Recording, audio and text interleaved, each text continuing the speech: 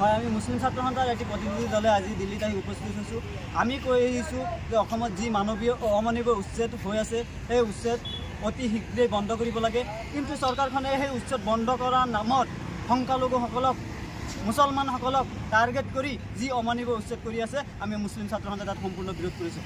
আমাৰ কথা হ'ল উচ্ছেদ কৰাৰ পূৰ্বে উচ্ছেদিতসকলক পুনৰ সংস্থাপন দিয়ক, কাৰণ এওঁলোক প্ৰকৃত ভাৰতীয় লোক। এওঁলোক আকাশৰ পৰা সৰি পৰা নাই, এওঁলোক মাটি ফাটি ওলোৱা নাই, এওঁলোক প্ৰকৃত ভাৰতীয় লোক। এওঁলোকক উচ্ছেদ কৰাৰ পূৰ্বে উচ্ছেদসকলক সংস্থাপন দিব লাগে। কিন্তু চৰকাৰখনে তাকে নকৰি কেৱল এই নিৰীহ মানুহখিনিক টাৰ্গেট কৰি, মুছলিম মানুহখিনিক টাৰ্গেট কৰি যি অমানৱীয় উচ্ছেদ কৰি আছে, তাক আমি মুছলিম ছাত্ৰ সন্থাই তীব্ৰ ভাষাৰে গৰিহণা দিছোঁ। সেই উদ্দেশ্যৰে আজি আমি মুছলিম ছাত্ৰ সন্থাৰ এটি প্ৰতিনিধি দল দিল্লীত আহি উপস্থিত হৈছোঁ। যোৱাকালি আমি দেশৰ মহামহিম ৰাষ্ট্ৰপতি আৰু প্ৰধানমন্ত্ৰীক সাক্ষাৎ কৰি অতি শীঘ্ৰেই যাতে এই উচ্ছেদ বন্ধ হয় তাৰ বাবে এখন স্মাৰকপত্ৰ প্ৰদান কৰিম। আৰু অসম চৰকাৰক দাবী জনাম যে আপুনি যি হিটলাৰী শাসন আৰম্ভ কৰিছে, এই হিটলাৰী শাসন অতি শীঘ্ৰেই বন্ধ কৰক, নহ'লে আমি দিল্লীৰ পৰা আৰম্ভ কৰি গোটেই দিছপুৰত আমি গণতান্ত্ৰিক প্ৰক্ৰিয়া, গণতান্ত্ৰিক আন্দোলন গঢ়ি তুলিবলৈ বাধ্য হ'ম।